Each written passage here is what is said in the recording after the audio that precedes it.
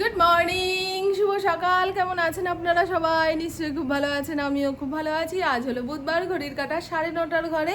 আজকে তাড়াতাড়ি ঘুম থেকে উঠেছি। আমাদের ওপরের ঘরের জানলার পর্দাটা এত মোটা, সেই মোটা পর্দা ভেদ করে আগুন এসে বিছানায় পড়ছে। তা চোখ খোলার পরে কি আর গড়াগড়ি করব, উঠে পড়লাম। হ্যাঁ গো, সকাল 6টা 6:30 থেকে এত রোদ্দুর, একটু বৃষ্টি না হলে আর পারা যাচ্ছে না। টানা গরম, টানা গরম। আর এবছরের গরম যা দেখলাম তাতে মনে হচ্ছে শীতকালই ভালো। আমি শীতকাল খুব একটা পছন্দ করতাম না, তবে এখন শীতকালে শীত তো কমে গেছে। ওই 7-8 দিন কনকনে ঠান্ডা দেয়, তারপরে আর শীতের দেখা থাকে না। শীতকালই ভালো, গরমকাল মোটে পছন্দ হচ্ছে না। আমার অপরিচিতা গাছের অবস্থা দেখুন, একটু জল না পেলে একে আর রাখা যাবে না, অজ্ঞান হয়ে পড়ে রয়েছে। আর হয়ে গেছে গরমের বদনাম, মনে পড়লে আবার করব। আর দেখুন, গতকাল রাতে আম এনেছিল, আমটা একটু শক্ত শক্ত ছিল বলে বাইরে রেখে দিয়েছি। এখন একটু নরম হয়েছে। ইন্দ্রকে একটা চিড়ার সঙ্গে চটকে দেব, আর বাদ বাকি ফ্রিজে রাখা হবে। বাবা, কতদিন যে আর বাজারে হিমসাগর আম পাওয়া যাবে। সবে তো ভালো হিমসাগর উঠলো, এখন বাজার থেকে যেতে দেরি আছে। যতদিন আম পাওয়া যাবে ততদিনই ওই সকালে আম চটকে চিড়া চটকে প্রভুকে খেতে দাও।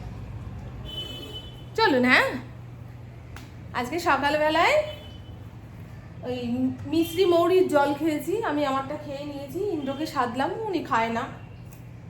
ওনার জীবনে ওষুধটাই সবচেয়ে বড় গুরুত্বপূর্ণ, কিছু হলে ওষুধ খেতে পারে। আমি আবার ওষুধ খুব একটা বিশ্বাস করি না, আর খেতেও চাই না। যতটুকু টুটি পুটি দিয়ে সারানো যায় শরীর। আর এখানে রয়েছে কতিলা। এইরকম চরম গরমে একটু কতিলা মিষ্টি মৌরির জল না খেলে পেট ঠান্ডা থাকবে না। অতিরিক্ত গরমে দেখবেন পেট ঘুরঘুর করে, পেট খারাপ হয়। অতিরিক্ত শীতেও তাই হয়। আর বর্ষাকালের কথা ছেড়েই দিন, চারিদিকে বিষাক্ত জল। আর বউকে একটু ডাক দিয়ে আসি, জানি উঠবে না, তবুও চা খাওয়ার সঙ্গে একবার ডাক না দিয়ে যদি চা খেতে বসে পড়ি, তাহলে তো তার মন খারাপ হবে। এই বেলি ফুলের গাছটাকে একটু ছেটে দেব, তাহলে আবার ডালে ডালে ফুল আসবে। যত নতুন পাতা হবে তত ফুলের কড়ি আসবে, বুঝেছেন? একদম কেমন যেন হয়ে গেছে, পাতাগুলো বুড়োটে মার্কা হয়ে গেছে। একটা গাছ কাটার কাছি না আনলেই নয়। প্রতি রবিবারে আমাদের বাড়ির সামনে একখানা হাট বসে, যেখানে গাছপালা পশু পাখি সব পাওয়া যায়। আমি এমন অধমের অধম, মোটে একবার গেছি, তারপরে আর যেতেই পারলাম না, জানেন? আর এই গাছটা দেখছেন, একদম কেটে ন্যাড়া করে দিয়েছে। অতিরিক্ত জল পেয়ে পেয়ে একদম পাকের গন্ধ হয়ে গেছিল মাটির মধ্যে। সেই মাটি পাল্টিয়ে নতুন মাটি দিয়ে গাছের ডালগুলো বসালাম, ধরে গেছে। এই যে নতুন কচি পাতা বেরিয়েছে। আর এটা কি ফুল? সে চা খাবে না, চা খেলেই তো এত তাড়াতাড়ি উঠে পড়তে হবে। বাবা, এখন সকাল হয়েছে নাকি? 10:30 বাজুক, তারপরে না সকাল। Good morning. থাক, আমি একার জন্য চা বানিয়ে শান্ত মনে চায়ে চুমুক দিই, তারপরে ভাববো দুপুরে কি রান্না হবে না হবে। একদম হালকা পাতলা কিছু রেঁধে বেড়ে খেতে হবে, জানেন? আজকের আমটা দেখেই মনে হচ্ছে ভালো হবে। আমটার খোসা ছাড়ানোর সময় যা সুন্দর একটা গন্ধ নাকে আসলো, ভালো লাগে। ফল খেতে ইচ্ছা না করলে কি হবে, ফলের গন্ধটা বেশ ভালো লাগে। ওই পুজো পার্বণের সময় সব রকম ফল কেটে যখন ঠাকুরের জন্য বাটায় ভরে রাখে, কি যে ভালো লাগে। হয়ে গেছে। বেশি চটকা চটকি দেখাবো না আপনাদের, ঘেন্না পাবেন আপনারা। আমাদের ইন্দ্রকে আবার ভালো করে চটকে আম মিহি করে না দিলে খেতে সমস্যা হয়। আমাদেরও একরকম সমস্যা। মাখা জোকা জিনিস খেতে যে কী ভালোবাসে গো। ভাত বেড়ে দিলাম, একের সময় বলে ভাতটা একটু মেখে দাও না গো, বুঝছো? এইরকম আমার মেয়েটাও ওরকম হয়েছে, মাখা জিনিস খেতে খুব ভালোবাসে। এই নিন প্রভুজি। থ্যাংক ইউ, থ্যাংক ইউ, ধন্যবাদ বলো, ধন্যবাদ। মাথার উপরে সব লাইটগুলো জ্বললে না আরও বেশি গরম লাগে, তাই না? রান্নাঘরের লাইট জ্বালাই না, এই অন্ধকারেই যেটুকু কাজ করব আপনাদের সেটাই দেখতে হবে। আমাদের এই পাশের বাড়িতে এক বিহারি ফ্যামিলি ভাড়া থাকে। আয় ইনকাম কত জানি না, তবে 5খানা ছেলে পুলে, সব মাথায় মাথায় মাথায় মাথায়। আমার থেকে বয়স অনেক কম, অনেক কম। তা 5খানা বাচ্চা হওয়ার পরে তার শরীরের অবস্থা জরাজীর্ণ, ফু দিলেই পড়ে যাবে। সব মাথায় মাথায় বাচ্চাগুলো, জানেন, একটার পর একটা হয়েছে, একটার পর একটা হয়েছে, মানে বয়সের কোনো গ্যাপ নেই। সরকারকে নিয়ম করে দেওয়া উচিত, একজন পরিবারের 2টো সন্তানের বেশি হলেই তাকে ফাইন দিতে হবে। তাহলেই যদি এই মহিলাগুলোর শরীর বাঁচে। কিছু কিছু ফ্যামিলির চাপে বাচ্চা কাচ্চা নিতে হয় না। চলুন আজকে ইন্দ্রর জন্য একটু মাছ করব, আর আমাদের জন্য হালকা ফুলকা কিছু রান্না করব। আমি না সেদিন বোয়াল মাছটা ধুতে গিয়ে কি যেন মাথার মধ্যে চললো, এখন আর ওই মাছটা রেঁধে বেড়ে খেতে পারবো না। মনে হবে মাছ না অন্য জিনিস খাচ্ছি। বুঝতে পারছেন কি বলছি? আমার মাঝে মধ্যে এইরকম ঘেন্না চলে আসলে আমি আর সেই জিনিস খেতে পারি না। ইন্দ্রর জন্য করব বোয়াল মাছের পাতলা করে একটু ঝোল, আর আমি পুপু খাবো ডাল আলু পোস্ত। অনেক দিন করি না ডাল আলু পোস্ত। কোনটা কি মাছ, মাছ বেশি নেই। ভাববেন মামন এই হাতি হাতি এক একটা করে বের করছে, মানে অনেক মাছ ফ্রিজে জমিয়ে রেখেছে। না গো, এই দেখো এই টুটি বুটি জিনিস দিয়ে আমার ডিপ ফ্রিজ ভর্তি। এই হলো মিক্সড ডাল, একদিন রান্না করেছিলাম, ভালো খেলাম না গো। এই খোসাওয়ালা মুসুর ডাল ভালো লাগলো না খেতে, কিন্তু এনেছে যখন খেয়ে তো ফেলতেই হবে। এগুলো ইন্দ্র এনেছে, ইন্দ্রর কাজ এগুলো। বিভিন্ন রকম ডাল এনে এনে রাখে। এ দেখো ভাঙা মুগ ডাল ইন্দ্র এনেছে, কি খারাপ খেতে। আমাদের ঘরে রুটি ফুটি খুব একটা খাওয়া হয় না, তো তাই এই সমস্ত ডাল ওই রুটির সঙ্গে থকথকে করে বানালে ভালো লাগে। নাহলে ভাতের সঙ্গে মুসুর ডাল কিংবা মটর ডাল, আর মাঝে মধ্যে অড়হর ডাল, এই কটা ডালই চলে। এই দেখো তরকার ডাল রয়েছে, রাজমা রয়েছে। অবশ্য রাজমা ওকে বানিয়ে দিলে খায়, রাজমা খাওয়াও ভালো। এগুলো সব আস্তে আস্তে করে রেঁধে বেড়ে শেষ করতে হবে, বুঝেছো? ইন্দ্রকে বলেছি আমি মুদিখানার ফদ্দ যেটুকু দেব তুমি সেটুকুই আনবে, বেশি আনবে না, না খেলে নষ্ট হয়। এটার মধ্যে আছে কি? এটার মধ্যে থাকতে পারে। দেখুন কতগুলো কৌটো কৌটো আমি বের করে আপনাদের দেখাচ্ছি। এই দেখুন এর মধ্যে রয়েছে বিউলির ডাল। বিউলির ডাল খেলে কিন্তু পেট ভার করে, জানেন।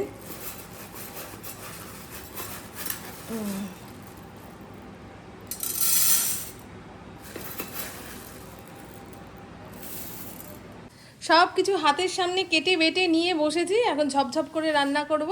ঝিঙে আলু পোস্ত হবে। ঝিঙেটাকে কেটে ধুয়ে লবণ মাখিয়ে রেখেছিলাম, যেটুকু এক্সট্রা জল বেরিয়ে গেছে। ওপরে আলুটা চাপিয়েছি, আলাদা করে কিছু ভেজে নেব না, একসঙ্গে কড়াইয়ের মধ্যে ঝাপুর ঝুপুর রান্না হবে। আর ঝিঙের খোসাটা একটু বেশি করে করে নিয়ে ফেলেছি, বুঝতে পারছেন? এই ঝিঙে আছে আছে এরকম অবস্থাতে খোসাটা ফেলেছি, তাই এটা আর গরুকে দেবো না, বাটবো। বাটলে একটা সুন্দর পদ হয়ে যাবে। বেশি করে রসুন, শুকনো লঙ্কা, কালো জিরা দিয়ে, ওহ আমার তো খুব ভালো লাগে। আর এর মধ্যে কি আছে? এই ইন্দ্রর জন্য 2 টুকরো মাছ ঝোল করব। হ্যাঁ 3 টুকরো বের করে রেখেছি, পপু 1 টুকরো ভাজা খাবে, আর 2 টুকরো ইন্দ্রর জন্য ঝোল বানাবো। সেই ঝোলের জন্য আলু কেটে নিয়েছি। উনি আবার শুধু ঝোল খেতে পারে না, আলু কিংবা সবজিপাতি লাগবে। আপনারা ঝিঙে পোস্ত রান্না করলে তেলের মধ্যে কি ফোড়ন দেন? অনেকে 5 ফোড়ন দেয়, কেউ মেথি ফোড়ন দেয়, আমার আবার কালো জিরাটা দিলেই ভালো লাগে। তা তেলের মধ্যে কালো জিরা ফোড়ন দিয়েছি, একটা গোটা শুকনো লঙ্কা দিলাম। ফোড়নটা একটু চড়বড় করে আসলে এই যে ঝিঙে আলু সব কেটে রেখেছি এটা দিয়ে দেবো। আরে বাবা রে, হলুদ দেবো না, পোস্তর তরকারিতে হলুদ দিলে পোস্তর গন্ধ নষ্ট হয়ে যায়। হলুদের তো একটা স্ট্রং গন্ধ আছে না। ফড়িংয়ের ভাতটা হয়ে গেলে ওটাতেও একটা কড়াই চাপিয়ে দেবো। আমার মেয়েটা সবে ঘুম থেকে উঠলো, স্নান হয়ে গেছে। এই মিষ্টির জলটা খাক, ভাত হয়ে গেলে একেবারে ভাত দিয়ে দেবো। দেরি করে ঘুম থেকে উঠলে আর কি সকালের খাবারটা পাবে বলুন তো? একেবারে দুপুর। সন্ধ্যেবেলা কিছু একটা খেয়ে নিল। এই পুপু, আগে এটা খেয়ে নে মা।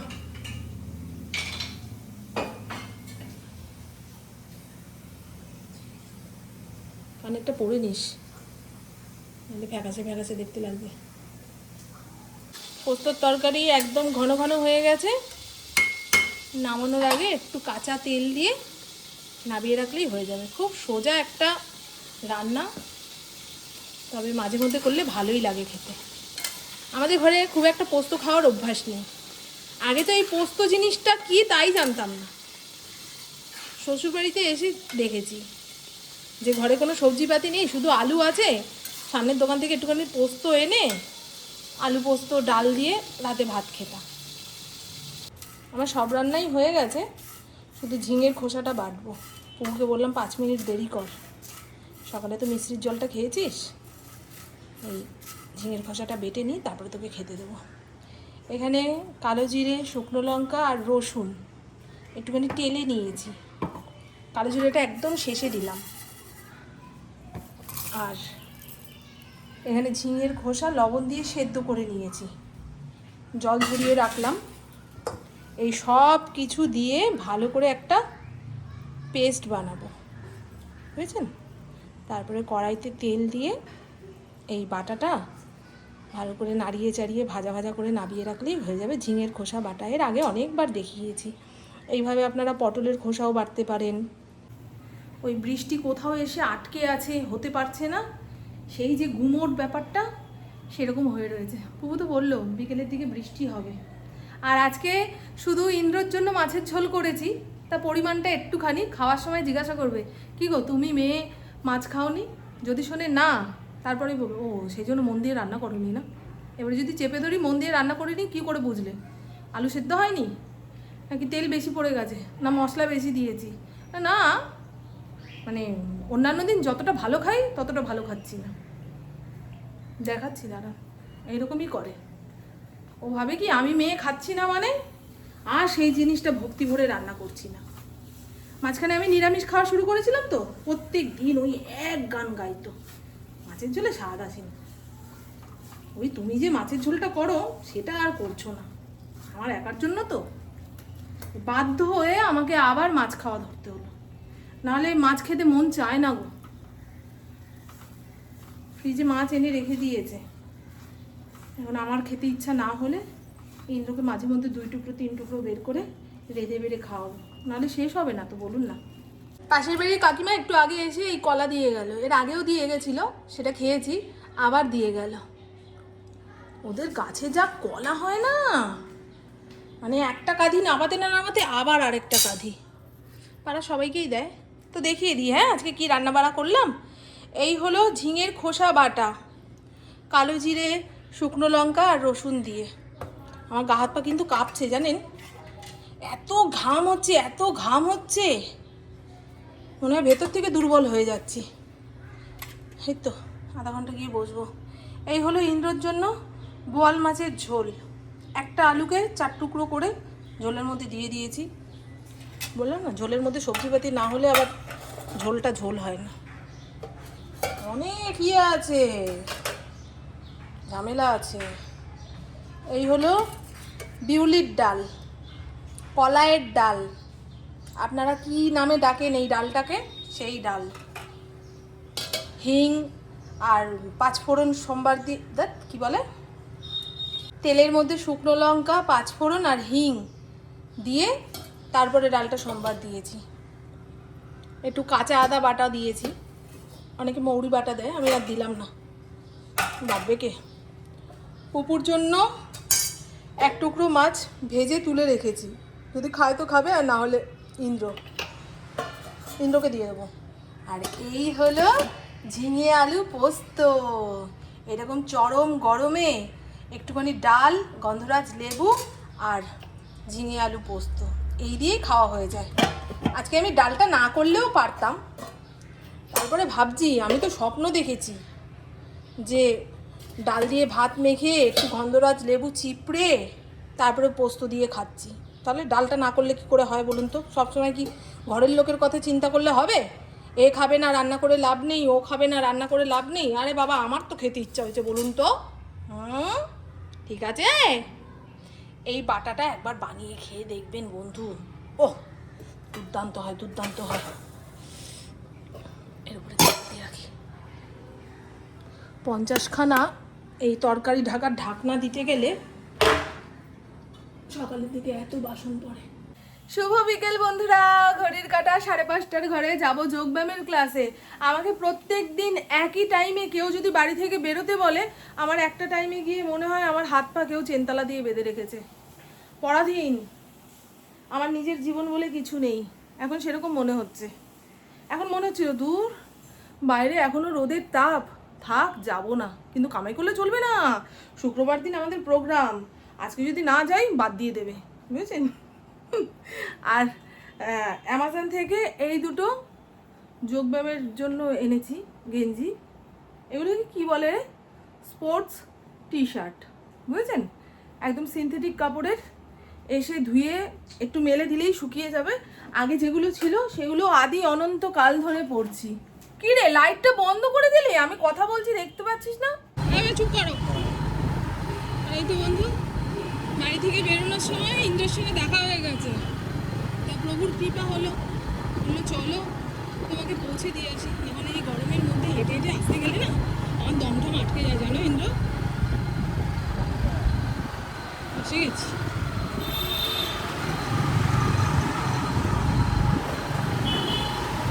কেউ আসেনি এখন। এই দুটো সুতির নাইটি পুকুর জন্য নিয়ে এসেছি, নিচ থেকে একটু কেটে মুড়ে দিলেই পরতে পারবে, নাহলে লটর পটর খাবে। পুকুরে একটা টুপিওয়ালা গেঞ্জি দিয়ে মেশিনটাকে ঢেকেছি, বুঝেছ? নাহলে সাদা জিনিস একবার ময়লা পড়ে গেলেই চটচটে হয়ে যাবে। খুব কাজের জিনিস গো, খুব কাজের জিনিস, যত্ন করে না রাখলে হবে। আমার যে ঠাকুর ঘরে মেশিনটা রয়েছে, ওই মেশিনটার টেবিলটা ঠিক করব আমার কাকাকে দিয়ে বলেছি। ও সময় করে এসে মাপ নিয়ে যাবে, নাহলে টেবিলটা একদম ভেঙে চুরে দুরবস্থা হয়ে রয়েছে। ওই মেশিনটা আমি কাউকে দেবও না, বিক্রিও করব না। ওটা আমার প্রথম রোজগারের টাকা দিয়ে কেনা, টিউশনি করতাম সেই টাকা দিয়ে কিনেছিলাম। 3তলার ঘরে যে মেশিনটা রয়েছে, এমনি মেশিনটা